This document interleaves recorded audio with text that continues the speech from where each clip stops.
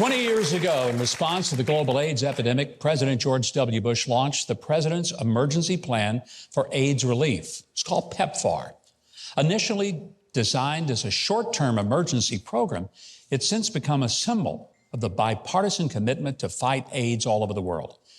But it's come under scrutiny recently. Some say the Biden administration has misused the program to promote its extreme position on abortion.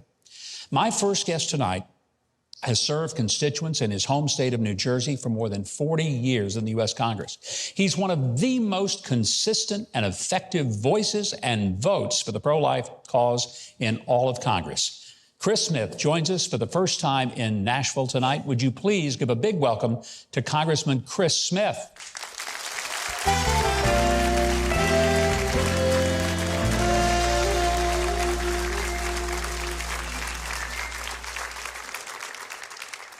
So very glad to have you here. I've admired you for a long time because there's nobody in Congress that has been clear, more consistent, and more courageous when it comes to the issue of standing for life. And I thank you for that. And I think people across America, if they knew how much you have done for the life cause, would give you a standing ovation for your great service to this country. Thank you. I appreciate it. Governor, let me say to you, you have been an inspiration for so many of us as a governor, as a father of a governor, and all the great work you have done this show.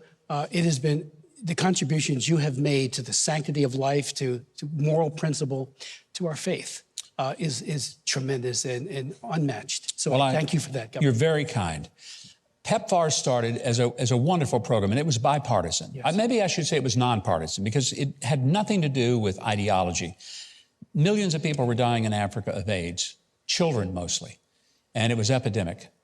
And to his credit, President George W. Bush created the PEPFAR program. It had widespread support over both parties, both houses of Congress, and it has saved millions of lives.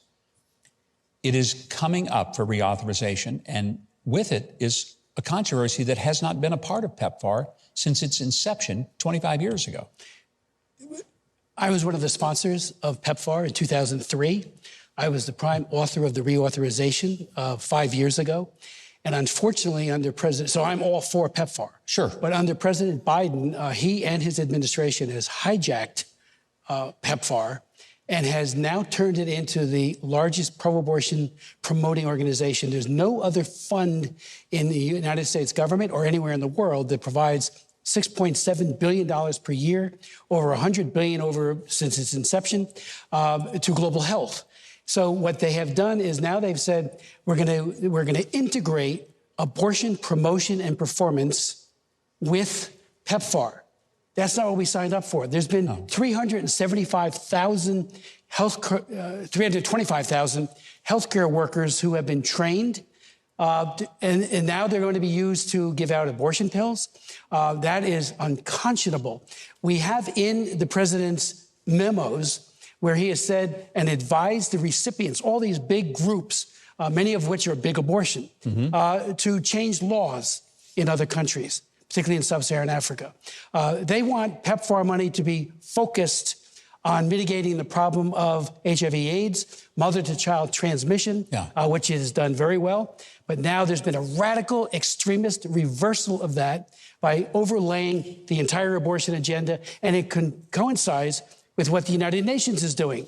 The World Health Organization and every one of them, every agency over there, UNFPA, every one of them, are promoting this idea of integrating abortion with HIV/AIDS work. Well, what's so tragic is that something that is saving so many lives, that is not political, not partisan, not ideological, could end up virtually being destroyed because some people want to turn it into a vehicle for abortion funding. That's right. Is there a way to fix this before it happens? Can it be repaired?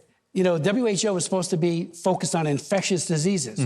There are many in the pro-abortion movement, if not all, who believe that a pregnancy is a disease to be vanquished, like some other sickness to be done away with.